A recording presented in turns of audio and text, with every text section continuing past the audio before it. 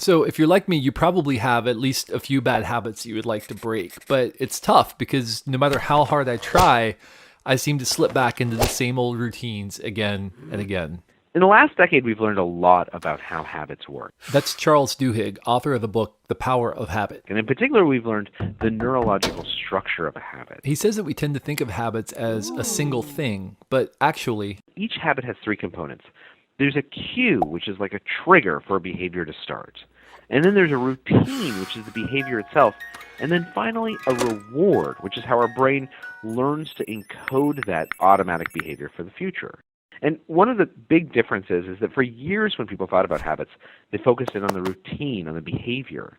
But what we now know is that it's these cues and these rewards that really shape how habits occur and how to change them. and Charles says that whether we like it or not, this kind of habit formation is endemic to our brain.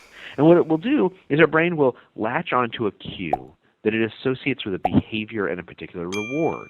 And over time, that cue and that reward become more and more and more sort of intertwined. A particular part of your brain named the basal ganglia will relate them together. And the behavior that's associated with that will just sort of happen automatically.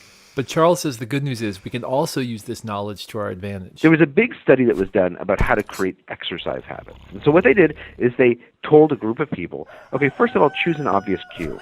Always go running at the same time every day, or put your workout clothes next to your bed so that you see them first thing when you wake up. And then they said, and then go for a run or go work out.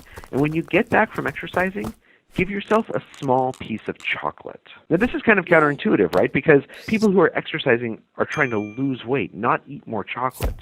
And yet what the researchers knew is that their brain needed that reward. Their basal ganglia needed some reward. And what they found was that people who ate a small piece of chocolate after coming home from a run or a workout, they were much more likely to start exercising habitually.